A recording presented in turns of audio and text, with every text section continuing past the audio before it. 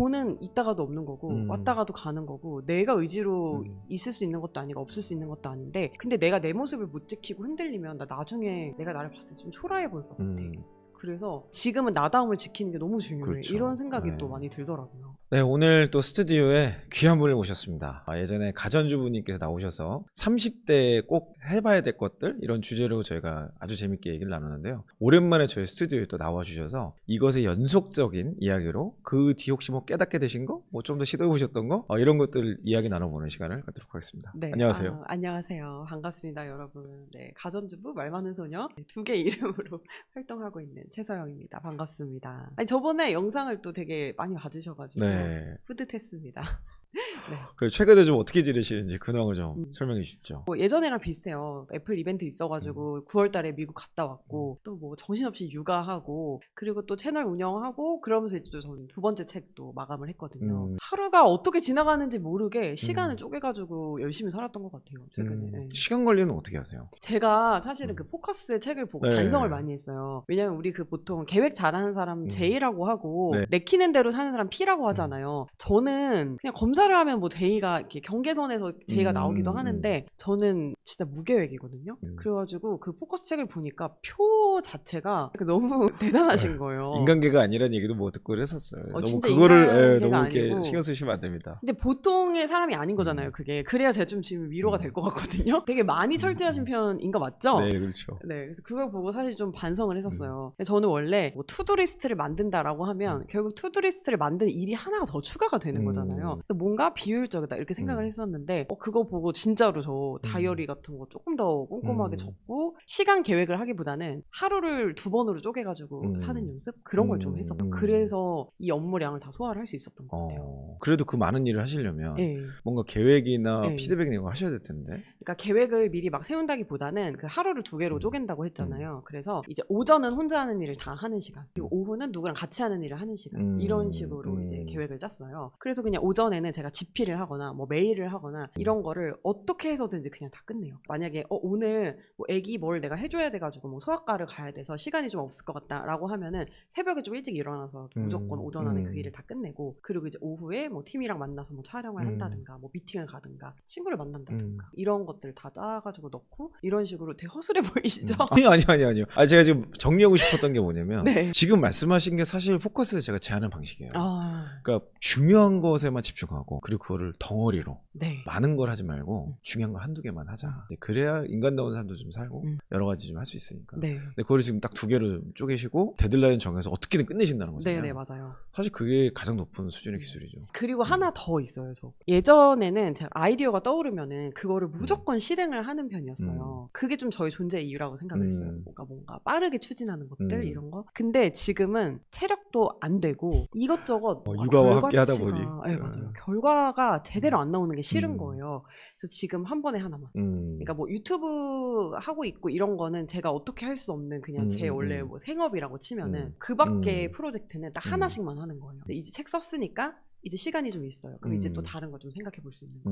일 저지르는 거 하나만 하자 이렇게 생각을 하고 있습니다. 그게 어떻게 보면 포커스의 진정한 방식일 수 있겠네요. 네. 네. 저 정말 진짜 권장도서 네.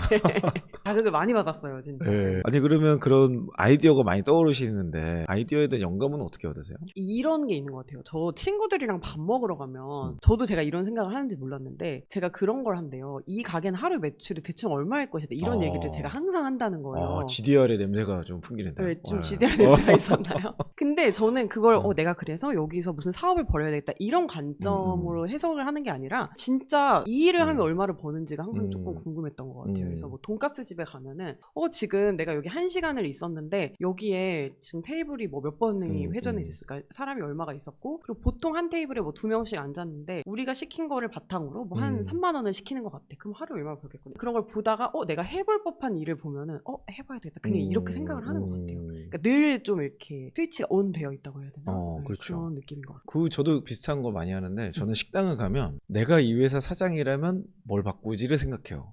그래서 계산을 해보고 저도 똑같이 계산을 해보거든요. 테이블 숫자하고 동선 최적화, 메뉴 최적화 그리고 인테리어 이런 몇 가지들을 보고 내가 사장이라면 또 저분에게 만약에 내가 컨설팅을 해준다면 그 맞건 틀린 건 뭐 모르죠. 가게에 사정이 있는 거겠지만 나라면 이렇게 하겠다라는 것도 나름 이제 아이디어도 좀 정리해보고 더 좋은 매장을 갖다 예를 들면 돈가스 집도 똑같은 돈가스 집이 아니고 잘하고 있는 돈가스 집 있잖아요. 비싸고 뭐 이런 거 떠나서 그럼 거기에 썼던 어떤 원리나 방식을 여기에 적용할 수 있겠다 뭐 이런 생각들을 막 나름 정리하고 그러다 보니까 여러 개 시도하게 되는 것 같아요. 네. 시뮬레이션을 해보니까 그런 생각을 하는 거가 좀 훈련이 돼야 되는 것 같아요. 그게 없으니까 밥집에 가서도 사실 배울 수 있는 게 되게 많은데 맞아. 그렇게 보기보다는 그냥 평가만 하고 온 거죠. 맛있다, 맛있다, 맛없다, 사진 잘 나온다, 못 맞아, 나온다. 맞아. 예. 정말 일상에서 영감이 있는 것 같아요. 특별한 데서 자꾸 영감을 찾으려고 하면은 그거는 오히려 좀 그 행위를 하기 위해서 되게 소모적인 부분이 많은 것 같고 내가 있는 이 현실에서 내가 다르게 할 수 있는 게 뭐가 있을까? 아니면은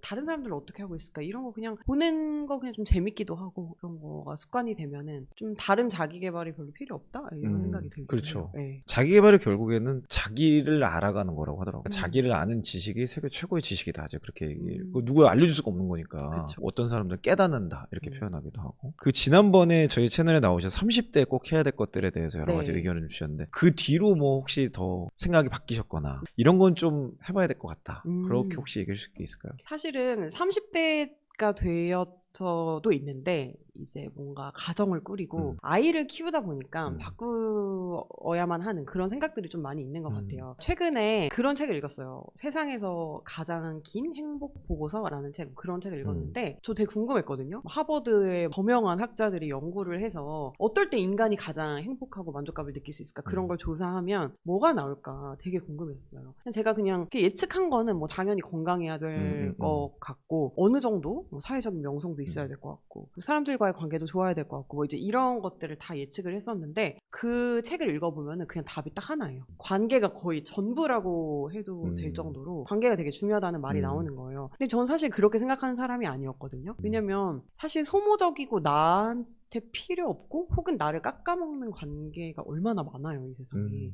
그래서 저는 최대한 그런 관계를 될 수 있으면 이제 약간 피하면서 살아오려고 굉장히 노력을 많이 했었고 그리고 비효율적으로 이렇게 뭔가 시간 보내고 그런 거 좀 되게 안 좋아했었어요. 근데 그 책을 읽고 나서 조금 생각이 많이 달라지긴 했었어요. 이루려고 하는 이 모든 것들이 내 주변에 사람이 하나도 없고 나 혼자 이뤘을 때 무슨 의미가 있지? 이런 거를 물어보니까 좀 다른 답이 나오더라고요. 그리고 그 관계 중에서도 제가 지금 되게 좀 집중하고 싶은 관계는 아이와의 관계도 있지만 저를 뭐 도와주시는 부모님과의 관계 그리고 뭐 남편과의 관계 이렇게 가족이 똘똘 뭉칠 수 있는 시기가 되게 없을 것 같다는 생각이 드는 거예요. 그래서 그 관계에 대한 중요성을 되게 많이 깨달은 거 그게 이제 좀 첫 번째 생각의 변화인 것 같고요. 그리고 이제 또 두 번째는 저는 원래 좀 젊을 때는 성과 위주로 살아왔었어요. 대부분의 사람들이 그럴 것 같아요.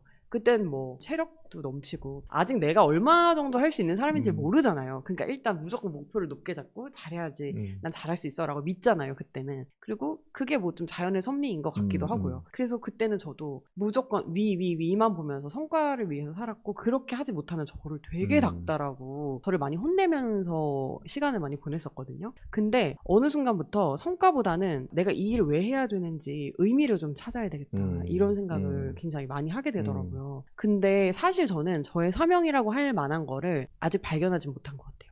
그냥 어느 정도 발견했다라고 하면 내 말로 사람들이 조금 위로를 받는다는 거, 내 말로 조금 자극이 되고 동기부여가 된다는 거. 근데 그 정도밖에는 모르겠고 그걸 어떻게 해야 될지 뭐 방법도 모르겠고 뭐 그러다 보니까 이 의미를 목표로 두고 쭉 이렇게 걸어가는 게 아니라 약간 갈팡질팡하게 되더라고요. 그래서 의미를 따르는 삶도 쉬운 게 아니구나. 뭔가 그렇죠. 사명으로 살아가는 것도 선택받은 사람들만 할 수 있는 건가? 되게 어렵다 이 생각을 하던 차에 최근에는 경기가 너무 어렵잖아요. 이렇게 어려워도 되는 건가요? 제가 분명히 저도 나이가 있으니까 IMF 때 학교 다녔거든요. 그렇죠.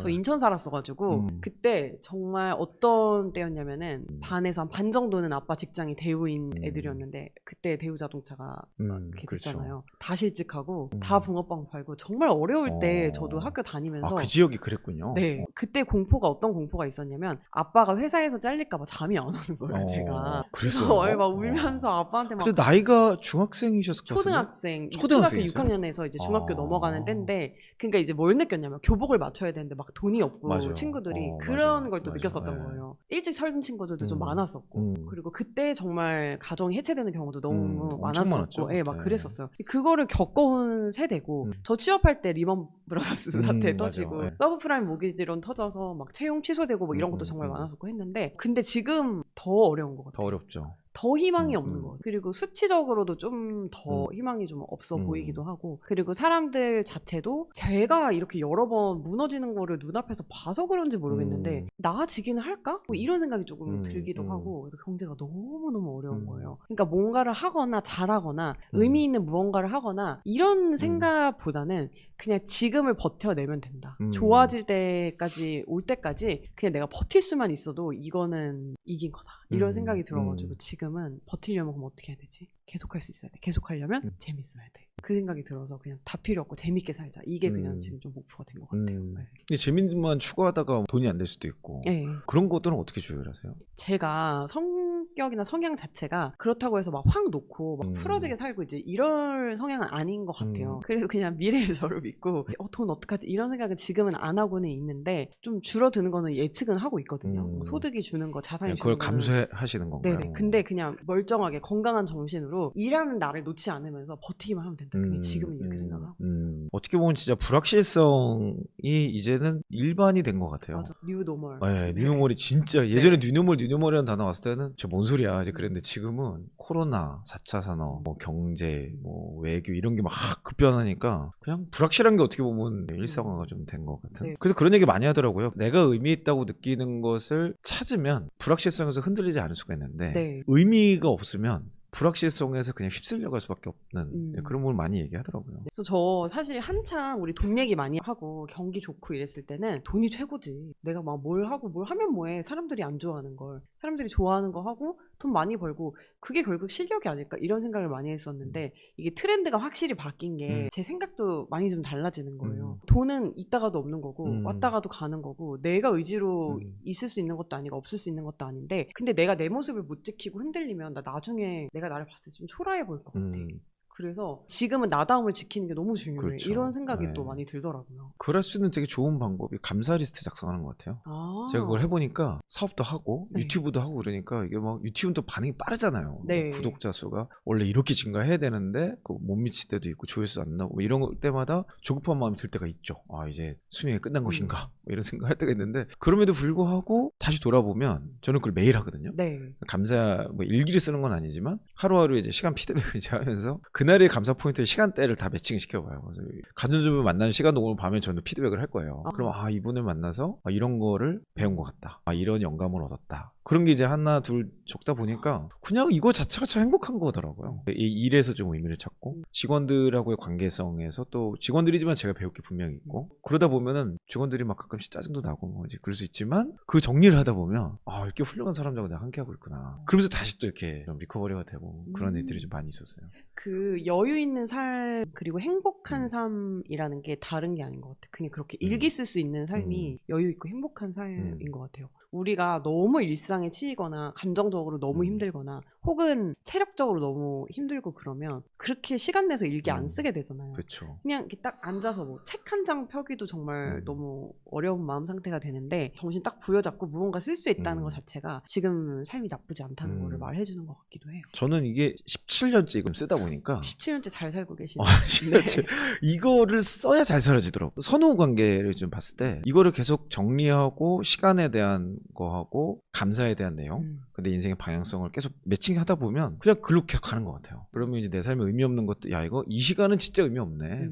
지나고 나면 누가 다시 보상을 못 해주잖아요. 맞아요. 그러니까 시간의 소중함을 계속 이렇게 리마인드 하다 보니까 그런 것들을 안 하면 오히려 인생이 좀 퍽퍽해지고 좀 조급해지는 것 같아요. 근데 제가 조급하면 직원들이나 다 같이 조급해지고 제가 여유가 있으면 다 같이 여유가 있거든요. 결국에는 뭐 조급하게 해서 뭐 해봤자 뭐 조금 오르는 거고 그러니까 여유 있게 해도 뭐 큰 차이 없는데 제가 조급해버리면 모두가 좀 힘들어지더라고요. 그래서 어떤 아티클을 보니까 아마 하버드 비즈니스 리뷰였던 것 같은데 CEO의 가장 강력한 큰 역량 중에 하나가 컨디션 관리라고 하더라고요. 말이 말이 좀 이렇게 세게 나갈 때도 있고 못 기다려주고 조급한 의사결정을 하게 되고 그게 결국 사업에도 안 좋은 영향을 끼친다. 맞아요. 그래서 저도 그 아티클을 보고 참 이거 진짜 맞다. 하여튼 좀 컨디션 관리하려고 노력을 많이 합니다. 근데 저도 비슷한 책 읽은 적이 있었는데 그 부자들 특징이 그거래요. 건강에 돈을 진짜 많이 쓴대요. 근데 뭐 예를 들면 소득이 20배 차이 나면 20배의 돈을 더 쓰는 게 아니고 그냥 한 200배를 더 쓰는 거예요. 그러니까 뭐냐면 지금 내 삶이 너무 좋고 행복하고 내가 오늘을 살아야 이 부와 벌이와 뭐 이런 성공이 계속 유지가 되니까 정말 건강을 너무너무 중요하게 생각한다는 거예요. 제 반성이 제가 배고팠을 때 이렇게 많이 짜증내고 잠 잘 못 자면 주변 사람한테 되게 막 날카롭게 하게 되고 그렇죠. 그렇게 되죠. 별거 아닌 일에도 엄청 타격을 많이 받고 그러는데 진짜 건강하게 관리하고 일기 쓰면서 또 이렇게 마인드 관리도 하고 그런 거 진짜 너무 중요한 것 같아요. 나이 들수록 진짜 더 느껴요. 맞아요. 근데 제가 지금 대화 나누면서 느끼는 게 예전에 저희가 세바시 그 강의에서 처음 뵀잖아요. 네. 근데 그때 제가 했던 말 중에 어떤 게 있었냐면 성장과 성숙의 정의를 제가 그때 얘기한 적이 있어요. 네.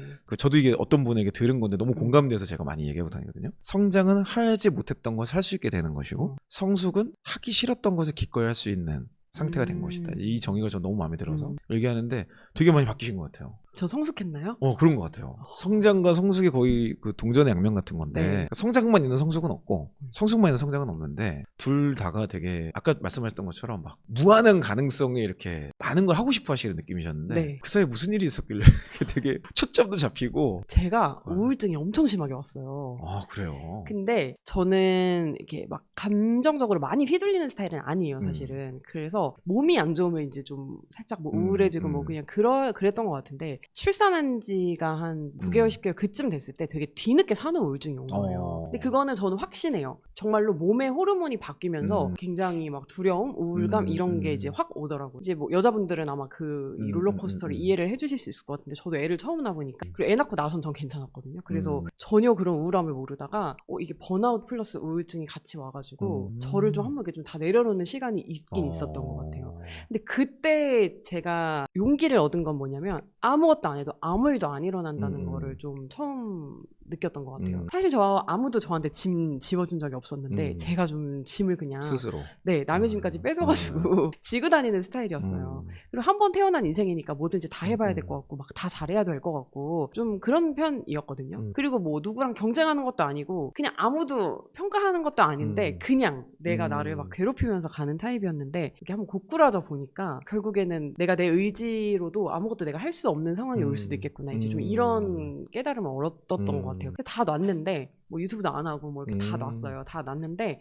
근데 별로 아무 일이 안 생기는 거예요. 그래서 내가 제일 두려워하는 상황은 내가 아무것도 아닌 상황인데 내가 아무것도 지금도 아니구나. 별게 아니었었구나. 내가 지금 가지고 있는 게 뭐 되게 큰 줄 알았는데 그런 깨달음 플러스 아무것도 안 해도 나는 그냥 나구나. 이런 거를 좀 제가 알게 됐던 것 같아요. 그래서 그때 좀 마음이 많이 편안해졌고 그때 좀 감사함을 많이 느꼈어요. 그리고 사실은 내가 하고 있는 이 많은 거를 지탱하기 위해서 나 혼자 열심히 간다고 생각을 했는데 그렇지 않고 주변에 사람들이 진짜 많았던 거예요. 그런 감사함 같은 것도 좀 알게 됐고 그래서 제가 그 관계가 되게 중요하다는 게 많이 와닿았나 봐요. 그래서 결국에는 뭐 재산을 많이 가지고 너무 행복하죠. 그리고 돈이 많으면 뭐 사람이 많이 꼬이는 것도 많아요. 네. 근데 그거는 좋은 관계가 전제가 돼야 되는 것 같아요. 좋은 사람들이 내 옆에 많을 때 그 모든 게 조금 더 빛난다는 생각이 드는 것 같아요. 어려움이 있어야 성숙해지나 봐요. 예.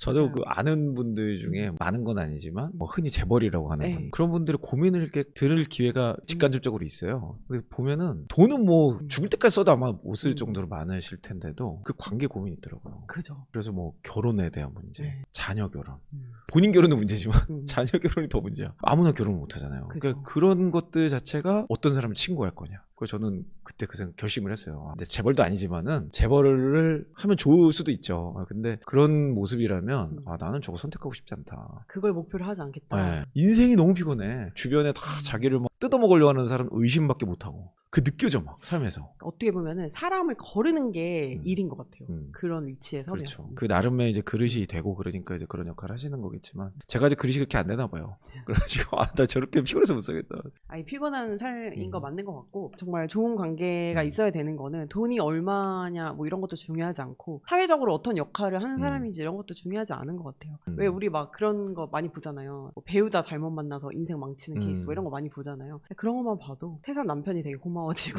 그런 그렇죠. 고마움을 많이 느꼈어요. 힘들면서. 30대에 꼭 해야 될 것들의 연장선상으로 보자면 좋은 관계를 갖는 거라고 정의할 수 있겠네요. 맞아요. 그리고 그거 아세요? 이것도 그 책에서 본 건데 50세 때의 인간관계가 거의 고정이래요. 그때 인간관계에 만족을 하는 사람은 거의 죽을 때까지 만족을 한다는 거예요. 그러니까는 지금 30대 그리고 사실 말이 좋아 30대지 이제 한국 나이로 내년에 40이니까 지금 38살 뭐 얼마 안 남았잖아요. 그러니까 이때부터 한 10년밖에 안 남은 거예요. 좋은 관계를 구축할 수 있는 계기가. 그래서 20년을 되게 사람들한테 베풀면서 잘 살아야 되겠다. 그 생각 많이 해요. 저는 30대 때 픽스된 인간관계 계속 가는 것 같아요.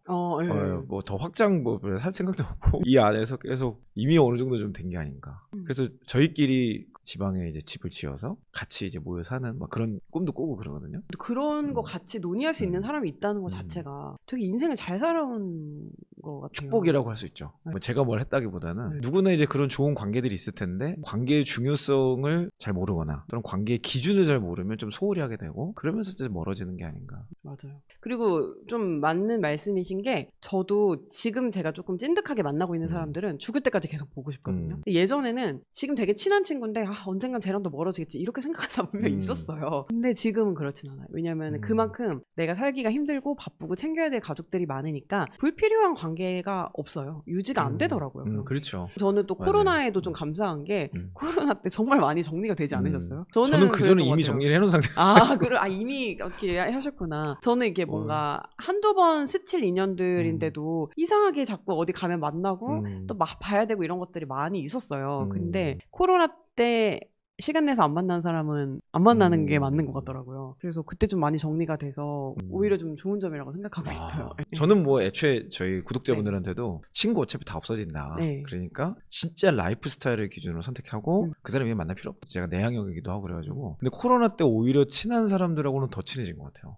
저도 왜냐면 그래요. 마스크를 오픈할 수 있는 대상이니까. 그리고 집으로 부를 수 있는 사람이니까. 그렇죠. 네, 맞아요. 오늘 30대에 꼭 해야 될 것들의 후속편으로 했는데 어쩌다 보니까 얘기가 관계의 중요성, 관계가 우리의 어려움과 힘든 상황도 극복할 수 있는 원동력이 되고 또 의미도 찾게 되는 좋은 거라고 정리가 될 것 같습니다. 혹시 저희 구독자분들에게 뭐 더 추가적으로 하고 싶으신 얘기가 있을까요? 그러니까 저는 이 생각도 또 사실은 언제 바뀔지는 뭐 모르겠어요. 근데 지금 제 생각이 제일 중요한 거는 제가 언제 가장 행복했을까 이렇게 생각을 해보니까 물론 성취를 했을 때, 성장을 하고 있을 때 그런 거 정말 너무 중요해요. 그리고 사실 우리가 지금 뭐 하루 종일 뭐 이렇게 친구들이랑 놀고 뭐 항상 여행만 다니고 뭐 그럴 수 있는 상황들은 보통 다 아니시잖아요. 다들 열심히 일을 하고 막 이렇게 바쁘실 것 같아요. 그래서 너무 이렇게 막 뭔가 관계를 그렇게만 보지 마시고 앞으로의 포텐셜이 있잖아요. 진짜 이 사람이 나랑 좀 끝까지 같이 갈 수 있는 의리 있는 사람인지 그런 걸 보면서 좋은 관계를 이렇게 쌓아가면서 지내보는 것도 되게 재밌지 않을까 이런 생각이 또 들기도 하고요. 그리고 이제 좀 저는 저 스스로 이제 30대를 거의 마무리하는 입장에서 생각을 했을 때 당연히 더 열심히 해야죠. 그리고 저희 자녀한테 이렇게 좀 뭔가 보여줄 수 있는 되게 좋은 본보기가 사실 저잖아요. 특히 또 이제 딸아이이기 때문에 저를 보면서